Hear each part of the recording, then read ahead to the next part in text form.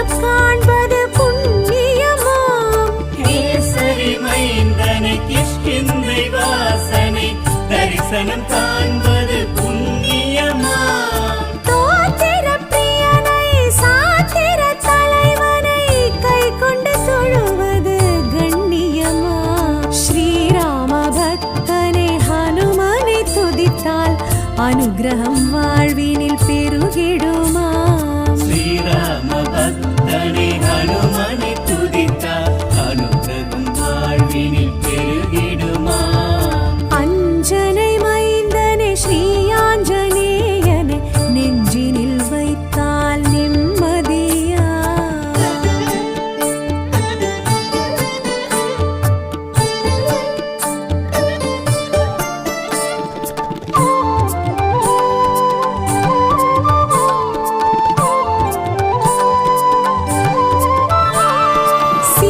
சீருபகாரனை பேரறிவாளனை சிந்தனை செய்வோம் சந்ததமா.